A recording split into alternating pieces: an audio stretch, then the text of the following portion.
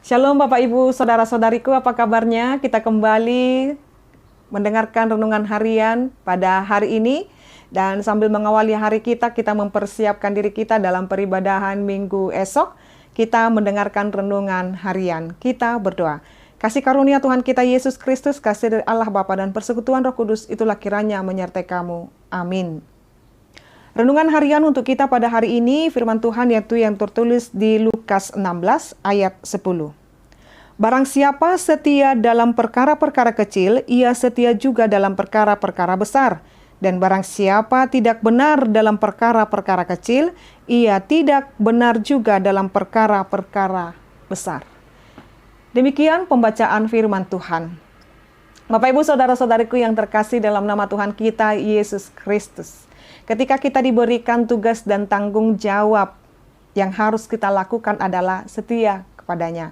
Artinya melakukannya dengan penuh tanggung jawab.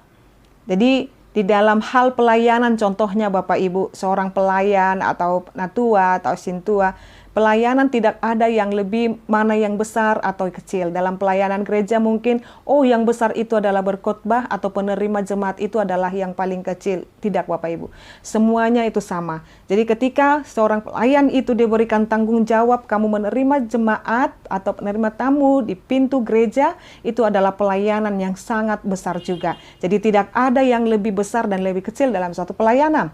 Atau juga dalam suatu tanggung jawab yang diberikan atau tugas kepada kita, baik kita di kantor kita, di pekerjaan kita, atau dimanapun kita berada Bapak Ibu, kita harus berkata, setiap hal yang diberikan tugas dan tanggung jawab kepadaku sebagai orang yang percaya kepada Allah dan turut kepada apa yang boleh disampaikan, saya harus melakukannya ini. Karena hanya orang yang dipercayakan mulai dari hal yang kecil Bapak Ibu, dia akan diberikan tanggung jawab yang lebih besar. Bagaimana mungkin dia dapat membawa hal yang lebih besar dalam hidupnya, sementara dia tidak mampu menjalani hal yang kecil di dalam setiap kehidupannya. Maka proses kehidupan kita ini harus tiba pada bahwa kita harus setiap hari melangkah dalam setiap kehidupan ini, supaya kita mampu dan kuat. Jikalau saat ini kita berkata, pergumulanku sangat besar, penderitaanku sangat besar, Tuhan tahu apa yang sedang Dia berikan kepada kita. Dia melihat, Allah kita melihat apa yang mampu dan tidak mampu kita pikul. Jikalau saat ini kita berkata, Bapak Ibu, saat ini aku hidup dalam pergumulan yang sangat amat berat, Tuhan tahu kita pasti dapat melewatinya. Maka setialah dalam pergumulan itu. Setia dalam artinya adalah tidak bersungut-sungut, tetapi menghidupinya dengan yakin Tuhan akan membawa atau melepaskan aku dari pergumulan ini. Maka ketika kita telah tahan uji di sana, maka berkat akan dicurahkan yang sangat besar kepada kita. Dan kita akan melihat Bapak Ibu, dan selalu juga disampaikan kepada kita bahwa angin yang sangat kencang itu hanya akan berhembus ketika pucuk atau puncak daripada pohon kelapa itu akan menggoyang-goyangkan seperti ini. Tetapi ingatlah Bapak Ibu, semakin besar goyangannya atau pucuk kepala itu juga di dalam kehidupan kita juga berkata bahwa apa yang Tuhan sampaikan kepada kita, Dia juga menyertai dan memberkati kita. Dia tidak akan pernah meninggalkan kita. Maka setia pada perkara kecil akan diberikan kepada kita berkat yang besar. Perkara bukan hanya maksudnya di sana adalah persoalan, pergumulan, tetapi yang disampaikan adalah secara khusus kepada tugas dan tanggung jawab. Maka dalam hal ini, jikalau kita berkata, tugas dan tanggung jawabku atau pekerjaanku masih sangat rendah atau masih sangat kecil sekali, tidak apa-apa Bapak Ibu.